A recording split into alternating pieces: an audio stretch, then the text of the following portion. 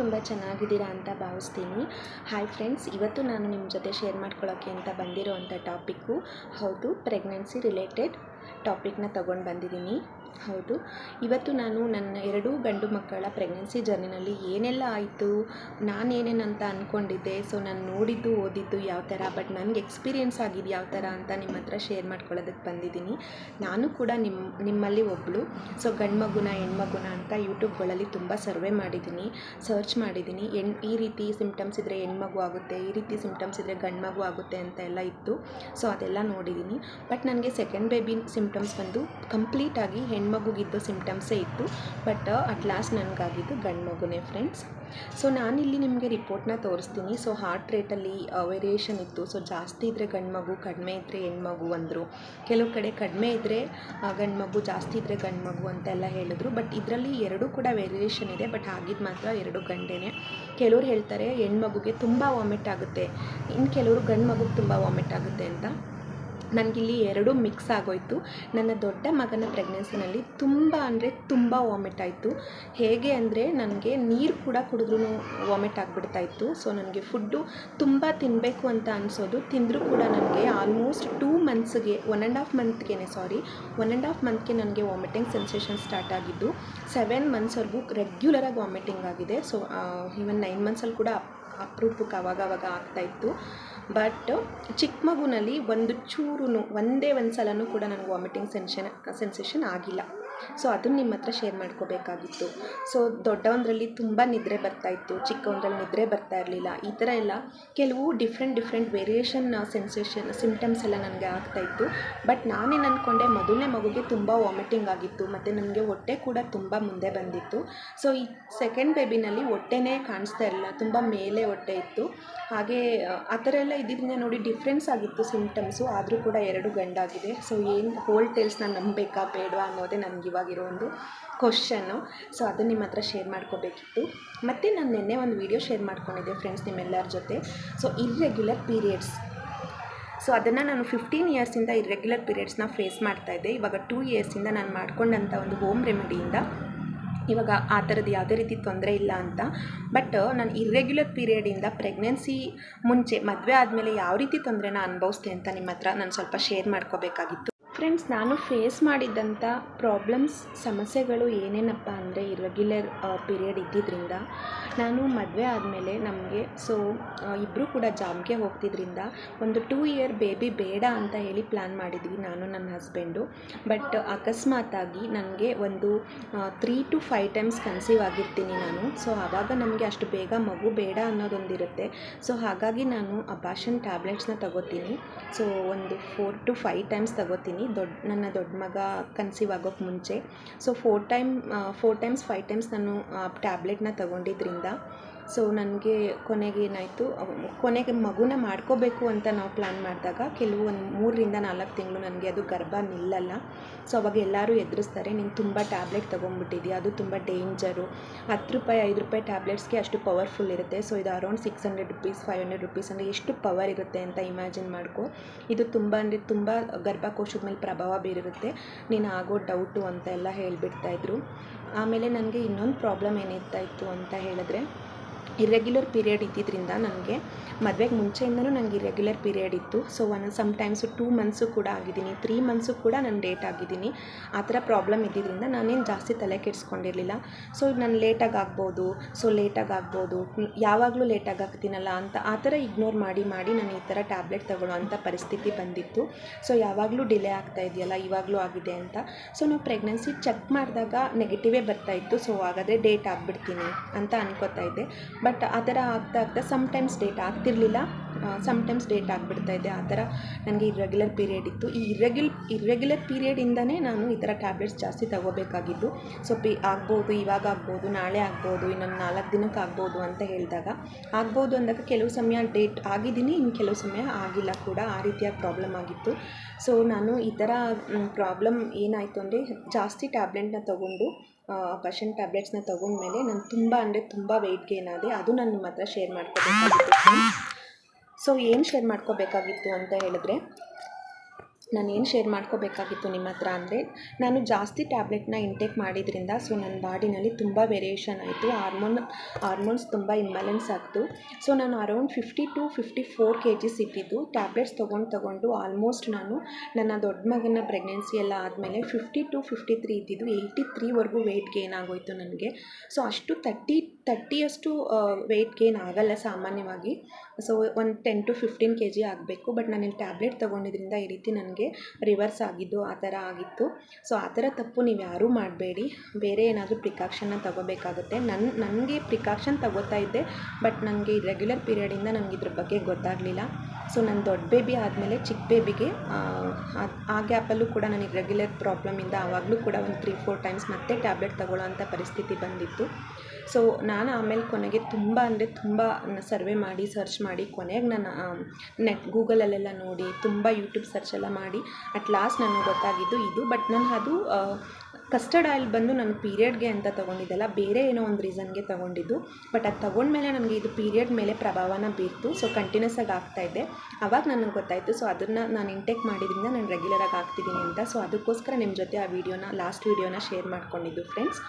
So ಹಾಗೆಯೇ ನನ್ನ ಚಿಕ್ಕ ಮಗನೂ ಕೂಡ ಈ ಥರ ಸಿಮ್ಟಮ್ಸ್ ನಾನು ನಿಮ್ಗೆ ಹೇಳಿದೆ. ಸೇಮ್ ಹೆಣ್ಮಕ್ಳಿಗೆ ಹೇಗಾಗುತ್ತೆ ಅದೇ ಥರ ಎಲ್ಲ ಸಿಮ್ಟಮ್ಸ್ ಆಯಿತು. ಬಟ್ ಕೊನೆಗೆ ಆಗಿದ್ದು ಗಂಡು ಪಾಪು ಮಾತ್ರ.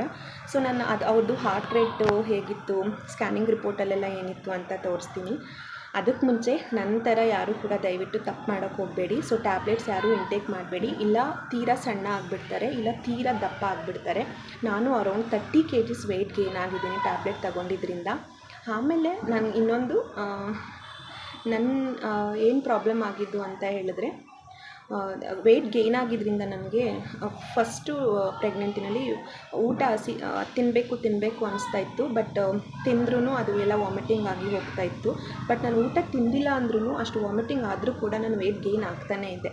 ಆಮೇಲೆ ಡಾಕ್ಟ್ರು ಹೇಳಿದ್ರು, ನಾನು ಸೆಕೆಂಡ್ ಬೇಬಿದೆಲ್ಲ ಮುಗಿದ್ಮೇಲೆ ಡಾಕ್ಟ್ರಿಗೆ ಈ ಥರ ಹೋಗಿ ನಾನು ಹೇಳಿದಾಗ ಈ ಥರ ಆಯಿತು ಅಂದಾಗ, ಸೊ ನೀನು ಹೆವಿ ಟ್ಯಾಬ್ಲೆಟ್ ಇಂಟೇಕ್ ಮಾಡಿದೆಯಾ, ನೀನು actually lucky. So 4 times 5 times ತೊಗೊಂಡ್ರೆ ಗರ್ಭಕೋಶಕ್ಕೆ ತುಂಬ ಡ್ಯಾಮೇಜ್ ಆಗೋಗುತ್ತೆ. ನಿಂಗೆ ಎರಡನೇ ಮಗು ಆಗಿರೋದೇ ಹೆಚ್ಚು ನಿಮಗೆ ಅಂತ ಡಾಕ್ಟ್ರು ಹೇಳಿದ್ರು ಕನ್ಸಲ್ಟ್ ಮಾಡಿದಾಗ. ಸೊ ನನಗೆ ಎರಡನೇ ಮಗು ಹುಟ್ಟಿದ ಮೇಲೂ ಕೂಡ 3-4 times ಆಲ್ಮೋಸ್ಟ್ 10 to 12 times ತಗೋಬಿಟ್ಟೆ. ಆಮೇಲೆ ಹೇಳಿದ್ರು ಒಂದ್ಸಲ ಗರ್ಭಕೋಶ ಸ್ಕ್ಯಾನಿಂಗ್ ಮಾಡಿಸ್ಕೊ, ಏನಾಗಿದೆ ಅಂತ ಚೆಕ್ ಮಾಡು ಅಂತ. ಸೊ ನಾನು ಇವಾಗ ವೆಯ್ಟ್ ಗೇನ್ ಆಗ್ತಾಯಿದ್ದೀನಿ. ಬಟ್ ಗರ್ಭಕೋಶ ಸ್ಕ್ಯಾನಿಂಗ್ ಮಾಡಿಸಿದ್ರೆ ರಿಪೋರ್ಟ್ ಏನು ಬರುತ್ತೋ ಅನ್ನೋ ಭಯದಲ್ಲೇ ಇದ್ದೀನಿ. ನಾನು ಕೂಡ ಸ್ಕ್ಯಾನಿಂಗ್ ಕೂಡ ಮಾಡ್ಸೋಕ್ಕೆ ಹೋಗಿಲ್ಲ ಭಯದಿಂದ. ಸೊ ಈ ರೀತಿಯಾಗಿ ಯಾರೂ ತಪ್ಪನ್ನ ಮಾಡಬೇಡಿ ಅಂತ ಹೇಳಿದ್ದೀನಿ. ಸೊ ನನ್ನ ಸೆಕೆಂಡ್ ಬೇಬಿದು ನಾನು ಆವಾಗಲೇ ನಿಮಗೆ ತಂಬೆನಲ್ಲಿ ಹೇಳಿದ್ದೀನಿ, ನನಗೆ 4 months ನಾನು ಪ್ರೆಗ್ನೆಂಟ್ ಇದ್ದೀನಿ ಅಂತಲೇ ಗೊತ್ತಾಗಿಲ್ಲ. ಓನ್ಲಿ ದ ರೀಸನ್ ಅಂದರೆ 3 months ಕಂಪ್ಲೀಟ್ ಆಗಿತ್ತು, 4 month ಬಿದ್ದಿತ್ತು. ಈ ಇರ್ರೆಗ್ಯುಲರ್ ಪೀರಿಯಡಿಂದ ನಾನು ಇದು ಮಾಡಿದ್ದು. ಸೊ ಟ್ಯಾಬ್ಲೆಟ್ಟು ತಗೊಳ್ಳೋಕ್ಕೆ ಹೋಗ್ತಿರ್ಲಿಲ್ಲ, ಯಾಕೆಂದರೆ ಆಗಿಬಿಡ್ತಾಯಿದ್ದೆ. ಆ್ಯಕ್ಚುಲಿ 2 ತಿಂಗಳವರೆಗೂ ಅದು ನೆಗೆಟಿವೇ ಬಂದಿತ್ತು ನನಗೆ, 2-2.5 monthವರೆಗೂ. 3 ಕಂಪ್ಲೀಟ್ ಆದಮೇಲೆ ಪಾಸಿಟಿವ್ ಬಂದಿದ್ದು. ಆಮೇಲೆ ನಾವು ಹಾಸ್ಪಿಟಲ್ಗೆ ಹೋಗಿದ್ದು. ಸೊ ಹೊಟ್ಟೆನಲ್ಲಿ ಮಗು ಇದೆ ಅನ್ನೋದೇ ಗೊತ್ತಾಗಿಲ್ಲ. ಯಾಕೆಂದರೆ ನನಗೆ ಅವ್ನ ಪ್ರೆಗ್ನೆನ್ಸಿನಲ್ಲಿ, ಚಿಕ್ಕ ಪಾಪು ಪ್ರೆಗ್ನೆನ್ಸಿನಲ್ಲಿ ನನಗೆ ವಾಮಿಟಿಂಗ್ ಸೆನ್ಸೇಷನ್ ಇಲ್ಲ. ನಾರ್ಮಲಾಗಿ ಹೇಗಿರ್ತಾರೆ. ಆಮೇಲೆ ಅವನದು ತುಂಬ ಮೇಲ್ಗಡೆ ಹೊಟ್ಟೆ ಇತ್ತು ನನಗೆ. ಸೊ ಹಾಗಾಗಿ ನನಗೇನೂ ಗೊತ್ತಾಗಿಲ್ಲ, ಸ್ವಲ್ಪ ದಪ್ಪ ಆಗ್ತಾಯಿದ್ದೆ. ಸೊ ನಾನು ಯಾವಾಗಲೂ ಈ ಟ್ಯಾಬ್ಲೆಟ್ ತೊಗೊಂಡಿದ್ದರಿಂದ ದಪ್ಪ ಆಗ್ತಿರ್ಬೋದು ಅಂದ್ಕೊಂಡು ಸುಮ್ಮನೆ ಇದ್ದೆ. ಸೊ ಅರೌಂಡ್ 3-4 months ನನಗೆ ಹೊಟ್ಟೆನಲ್ಲಿ ಪಾಪು ಇರೋದೇ ಗೊತ್ತಾಗಿರಲಿಲ್ಲ. ಸೊ ನೀವು ಯಾರೂ ಈ ಥರ ಮಿಸ್ಟೇಕ್ ಮಾಡ್ಕೋಬೇಡಿ. ಸೊ ತುಂಬ ಕೇರ್ಫುಲ್ಲಾಗಿರಿ. ಹೆಲ್ದಿ ಫುಡ್ನ ತಿನ್ನಿ, ಹೆಲ್ದಿ ಲೈಫ್ ಸ್ಟೈಲ್ನ ಮಾಡಬೇಕು. ಸೊ ನಾವು ಪ್ರೆಗ್ನೆಂಟ್ ಆಗಬೇಕು ಅಂತ ಅಂದ್ಕೊಂಡಿರೋರು ಸೊ ಅಬಾರ್ಷನ್ ಆದಮೇಲೆ 6 months ಟ್ರೈ ಮಾಡೋಕ್ಕೆ ಹೋಗಬಾರ್ದು. ಟ್ಯಾಬ್ಲೆಟ್ ತೊಗೊಂಡಿದ್ರು ಕೂಡ ಟ್ರೈ ಮಾಡೋಕ್ಕೆ ಹೋಗಬಾರ್ದು. ಮತ್ತು ಇದು ಹೀಟ್ ಪದಾರ್ಥಗಳನ್ನ ಏನೂ ತಿನ್ನಬಾರ್ದು. ಸೊ ಪ್ರೆಗ್ನೆಂಟ್ ಆಗಬೇಕು ಅಂದರೆ ಪೈನಾಪಲ್, ಪಪ್ಪಾಯ, ಎಳ್ಳು ಈ ಥರದ ವಸ್ತುಗಳನ್ನ, ಹೀಟ್ ಇರೋದು, ಚಿಕನ್ ಈ ಥರದ್ದೆಲ್ಲ ಅವಾಯ್ಡ್ ಮಾಡಬೇಕಾಗುತ್ತೆ. ಸೊ ಹಾಗೆಯೇ ಬನ್ನಿ ನಾನಿವಾಗ ಆವಾಗಲೇ ಹೇಳಿದಾಗೆ ರಿಪೋರ್ಟ್ನ ತೋರಿಸ್ತೀನಿ. ಇಲ್ಲಿ ನನ್ನ ದೊಡ್ಡ ಮಗ ಇವಾಗ ಅವನಿಗೆ 8 ಕಂಪ್ಲೀಟ್ ಆಯಿತು ರೀಸೆಂಟಾಗಿ. ಅವನಿಗೆ ಅಂತಲೇ ಸಪ್ರೇಟಾಗಿ ಒಂದು ಫೈಲ್ ಇಟ್ಕೊಂಡಿದ್ದೀನಿ ನೋಡಿ. ಸೊ ಇದೆಲ್ಲ 2015 ಮಾಡಿಸಿದಂಥ ರಿಪೋರ್ಟ್ಸು. ಸೊ ಅವರು ರಿಲೇಟೆಡ್ ಏನೇನಿದೆ ಅದೆಲ್ಲ ನಾನು ಕಲೆಕ್ಟ್ ಮಾಡ್ಕೊಂಡು ಇಟ್ಕೊಂಡಿದ್ದೀನಿ. ಪ್ರತಿಯೊಂದು ಕೂಡ ತಾಯಿ ಕಾರ್ಡ್ ಆಗ್ಬೋದು, ಮಕ್ಕಳದ್ದು ಹಾಸ್ಪಿಟಲ್ಗೆ ತೋರಿಸಿದ್ದಾಗ್ಬೋದು, ಬ್ಲಡ್ ಚೆಕಪ್ ಇರ್ಬೋದು, ನೋಡಿ 142 ತೋರಿಸ್ತಾ ಇದೆ. ನಾನು ಆವಾಗಲೇ ಹೇಳಿದೆ ಅಲ್ವಾ ನಿಮಗೆ, 142 ತೋರಿಸ್ತಾ ಇದೆ ಹಾರ್ಟ್ ರೇಟ್ ಬಂದು. ಫಸ್ಟು ಸ್ಕ್ಯಾನಿಂಗ್ ರಿಪೋರ್ಟಲ್ಲಿ ಸೆಕೆಂಡಲ್ಲಿ ಬಂದು 144 ತೋರಿಸ್ತಿದೆ ಫಿಟಲ್ ಹಾರ್ಟ್ ರೇಟ್. ಸೊ ಇದೆಲ್ಲ ಮಗುದು ಹೈಟು, ವೆಯ್ಟು ಅದೆಲ್ಲ ಇರುತ್ತೆ. ಸೊ ನೋಡಿ, ಮಗುದು ಆಲ್ಮೋಸ್ಟ್ ಸೆಕೆಂಡ್ ಸ್ಕ್ಯಾನಿಂಗ್ ರಿಪೋರ್ಟಲ್ಲಿ ಶೇಪ್ ಎಲ್ಲ ಕಾಣಿಸ್ತಾ ಇದೆ. ಸೊ ಇದೆಲ್ಲ ಒಂದು ಮೆಮೊರಿ ಅಲ್ವಾ ಫ್ರೆಂಡ್ಸ್. ನೋಡಿ, ಇಲ್ಲಿ ಥರ್ಡ್ ರಿಪೋರ್ಟಲ್ಲಿ ಬಂದು 172 ತೋರಿಸ್ತಾ ಇದೆ FHR. ನಾನು ಅವಾಗಲೇ ಹೇಳಿದೆ ಅಲ್ವಾ, 140ಯಲ್ಲಿ 170ಯಲ್ಲಿ ನೋಡಿ ಮತ್ತೆ 138 ಆಯಿತು. ಸೊ ನಾವು ಹಾರ್ಟ್ ರೇಟಿಂದ ಮಗು ಗಂಡು ಮಗುನ ಹೆಣ್ಮಗುನ ಅಂತ ಕಂಡುಹಿಡಿಬೋದು ಅಂತ ನಾನು ಎಷ್ಟೊಂದು ನೋಡಿದ್ದೀನಿ. ಬಟ್ ಇದೆಲ್ಲ ನೋಡಿದ್ಮೇಲೆ ನನಗೆ ಅದನ್ನೆಲ್ಲ ನಾನು ನಂಬಬೇಕಾ ಬೇಡವಾ? ನೋಡಿ ಮತ್ತೆ 138 ಇದೆ. ಇದು ಎಲ್ಲ ಕಂಪ್ಲೀಟಾಗಿ ನಾನು ಇದು ಸ್ಕ್ಯಾನಿಂಗ್ ನಿಮ್ಮ ಮುಂದೆನೇ ತೋರಿಸ್ತಾ ಇದ್ದೀನಿ ಎಲ್ಲನೂ. ಸೊ ಇಲ್ಲಿ ಕೆಲವು ಡಾಕ್ಟ್ರ್ ಲ್ಯಾಂಗ್ವೇಜು ಡಾಕ್ಟ್ರಿಗೆ ಅರ್ಥ ಆಗಬೇಕು ಕೆಲವು, ಬಟ್ ಹೆಲ್ದಿ ಆಗಿದೆ ಅನ್ನೋದು ಮಾತ್ರ ನಮಗೆ ಮುಖ್ಯ. ಸೊ ಇದು ನನ್ನ ಸೆಕೆಂಡ್ ಬೇಬಿ ಕುಶ್ಮಿತ್ ರಿಪೋರ್ಟ್ಸು. ಸೊ ಹೀಗೆ ನಾನೆಲ್ಲ ಒಂದು ಕಡೆ ಕಲೆಕ್ಟ್ ಮಾಡಿ ಇಟ್ಕೊಂಡಿರ್ತೀನಿ. ಅವ್ರದ್ದು ಹುಟ್ಟಿದಾಗಿಂದ ಇಲ್ಲಿವರೆಗೂ ಅವ್ರದ್ದು ಏನೇನಿದೆ ಅದು ಎಲ್ಲ ರಿಪೋರ್ಟ್ಸ್ ಕೂಡ ಸ್ಕೂಲ್ ರಿಲೇಟೆಡ್ ಆಗ್ಬೋದು, ಅವ್ರ ಪರ್ಸ್ನಲ್ ರಿಲೇಟೆಡ್ ಆಗ್ಬೋದು, ಹಾಸ್ಪಿಟಲ್ ಆಗ್ಬೋದು, ಪ್ರತಿಯೊಂದು ಕೂಡ ಕಲೆಕ್ಟ್ ಮಾಡಿ ಇಟ್ಕೊಂಡಿದ್ದೀನಿ. ಸೊ ಇದು ನನ್ನ ಚಿಕ್ಕ ಮಗುಂದು, ಅವನದು ಕೂಡ 130 ಇದೆ ನೋಡಿ. ಇಲ್ಲಿ 145 ಇದೆ ಸೆಕೆಂಡ್ ರಿಪೋರ್ಟಲ್ಲಿ. ತುಂಬ ಇದು ಇನ್ನೂ ಸ್ಕ್ಯಾನಿಂಗ್ ರಿಪೋರ್ಟ್ಸ್ ಬೇರೆ ಫೈಲಲ್ಲಿತ್ತು. ಸೊ ನಾನು ಈ ವಿಡಿಯೋ ಮಾಡುವಾಗ ಅದು ಕೈಗೆ ಸಿಕ್ಕಿಲ್ಲ. ಸೊ ಇಲ್ಲಿ ಬಂದು ಮೆಸರ್ಸ್ ಬಂದು 3.8 ಸೆಂಟಿಮೀಟರ್ಸ್ ಅಂತ ಇತ್ತು. ಸೊ ಮಗು 500 ಅಪ್ರಾಕ್ಸಿಮೇಟ್ಲಿ 500 ಗ್ರಾಮ್ಸ್ ಇತ್ತು ಅಂತ. ಸೊ ಮಗುದು ಪ್ರತಿಯೊಂದು ಸ್ಕ್ಯಾನಿಂಗ್ ರಿಪೋರ್ಟ್ಸ್ ಇದೆಲ್ಲ 580 ಮೈನಸ್ ಪ್ಲಸ್ ಗ್ರಾಮ್ಸ್ ಅಂತ ಇದೆ. ಸೊ ಇಲ್ಲಿ ಕಲರಾಗಿ ಮಾಡಿದ್ರು ಸ್ಕ್ಯಾನಿಂಗ್. ಇದರಲ್ಲಂತೂ ಮಗು ನಮಗೆ ಅವರು ತೋರಿಸ್ತಾ ಇರ್ತಾರೆ ಕಂಪ್ಯೂಟರ್ನಲ್ಲಿ, ಮಗುದು ಮೂಮೆಂಟ್ಸ್ ಎಲ್ಲ ತುಂಬ ಚೆನ್ನಾಗಿ ಗೊತ್ತಾಗ್ತಾ ಇತ್ತು ನನಗೆ. ಸೊ ನಾವು ಅದು ಪ್ರೆಗ್ನೆನ್ಸಿ ಅದೊಂದು ಜರ್ನಿನೇ ಒಂಥರ ಚೆಂದ ಅಲ್ವಾ ಫ್ರೆಂಡ್ಸ್. ನೋವಲ್ಲೂ ಕೂಡ ನಾವು ಅದರಲ್ಲಿ ಸುಖನ ಕಾಣ್ತೀವಿ. ಎಷ್ಟೇ ಪೇಯ್ನ್ ಇದ್ರೂ ಮಗು ಇದೆ ಹೊಟ್ಟೆನಲ್ಲಿ, ಮಗು ಬರುತ್ತೆ ಆಚೆ. ನೋಡಿ ಇಲ್ಲಿ 145 ಇದೆ. ಸೊ ನನ್ನ ದೊಡ್ಡ ಮಗುಂಗೂ ಕೂಡ ಇಷ್ಟೇ ಇತ್ತು ಹಾರ್ಟ್ ರೇಟ್. ಸೊ 170 ಕೂಡ ಇದೆ, 178 ಕೂಡ ಹಾರ್ಟ್ ರೇಟ್ ಆಗಿದೆ. ಸೊ ಇವಾಗ ನನಗೆ ಅದೇ ಸ್ವಲ್ಪ ಕನ್ಫ್ಯೂಸ್ ಆಗಿತ್ತು. ಸೊ ಅದಿಷ್ಟು ರಿಪೋರ್ಟ್ ಆಗಿತ್ತು. ಸೊ ಇವಾಗ ನೋಡಿ, ನಾನು ನಿಮ್ಮ ಹತ್ರ ಏನೋ ತೋರಿಸ್ತೀನಿ, ನಗಬಾರ್ದು ನೀವು ಯಾರೂ. ನೋಡಿ, ಎಲ್ಲರೂ ತಾಯಂದಿರಿಗೂ ಖಂಡಿತ ಇದೇನು ಅಂತ ಗೊತ್ತಿರುತ್ತೆ. ನಾನು ಇದು ಕೂಡ ನೆನಪಿಗೋಸ್ಕರ ಹಾಗೆ ಇಟ್ಕೊಂಡಿದ್ದೀನಿ. ಸೊ ನಾವು ಹೀಗೇ ಮಕ್ಕಳದ್ದು ಏನೇ ಬಿಲಾಂಗ್ಸ್ ಇದ್ರೂ ಕೂಡ ಎಲ್ಲನೂ ಕಲೆಕ್ಟ್ ಮಾಡಿ ಇಟ್ಕೊತೀವಿ. ಸೊ ಏನು ನಾವು ಕೇಳಿರ್ತೀವಲ್ಲ ಹೆಸ್ರು ಬಲ ಎಲ್ಲ, ಅದು ಕೂಡ ಇಟ್ಕೊಂಡಿದ್ದೀವಿ, ಯಾವ ಹೆಸ್ರು, ಯಾವ ಡೇಟು, ಯಾವ ಟೈಮು ಅಂತ.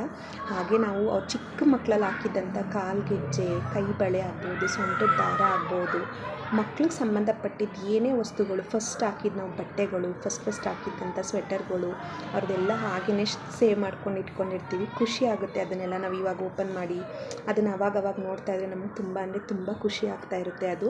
ಸೊ ಇದಿಷ್ಟು ನನ್ನ ಪ್ರೆಗ್ನೆನ್ಸಿ ಜರ್ನಿ ಆಗಿತ್ತು.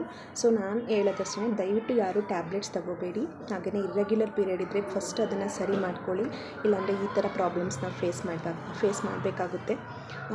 ಈ ರೀತಿಯಾಗಿ ನಾನು ನಿಮ್ಮ ಹತ್ರ ಶೇರ್ ಮಾಡ್ಕೋಬೇಕಿತ್ತು ಇದಿಷ್ಟು ನನ್ನ ಪ್ರೆಗ್ನೆನ್ಸಿ ಜರ್ನಿನ. ಸೊ ಹೆಲ್ದಿ ಫುಡ್ನ ತಗೊಳ್ಳಿ, ಹೆಲ್ದಿ ಲೈಫ್ನ ಲೀಡ್ ಮಾಡಿ ಅಂತ ಹೇಳ್ತೀನಿ.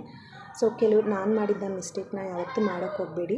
ಹಾಗೆ ನೆಕ್ಸ್ಟ್ ವ್ಲಾಗಲ್ಲಿ ನಾನು ನಿಮ್ಮ ಹತ್ರ ನನ್ನ ಮಕ್ಕಳದು ನಾರ್ಮಲ್ ಡೆಲಿವರಿನ, ಸಿಸೇರಿಯನ್ ಡೆಲಿವರಿನ ಯಾವ ರೀತಿ ಎಲ್ಲ ಆಯಿತು, ಸೊ ನಮ್ಮ ಮಕ್ಕಳು ಹುಟ್ಟಿದ್ದೆಲ್ಲ ಮಂತು ಹೇಗೆ, ಅದೆಲ್ಲ ನಾನು ನಿಮ್ಮ ಹತ್ರ ಶೇರ್ ಮಾಡ್ಕೋತೀನಿ. ಸೊ ಇಷ್ಟೊತ್ತು ನನ್ನ ಚಾನಲ್ನ ನೋಡಿ ನೀವು ಸಪೋರ್ಟ್ ಮಾಡ್ತಿರೋದಕ್ಕೆ ಎಲ್ರಿಗೂ, ಯಾರೆಲ್ಲ ಮಾಡ್ತಿದ್ದೀರಾ ಎಲ್ರಿಗೂ ನಾನು ನನ್ನ ತುಂಬ ಹೃದಯದ ಧನ್ಯವಾದನ ಅರ್ಪಿಸ್ತೀನಿ. Thank you so much all. Thank you so much. Keep watch and keep support my channel.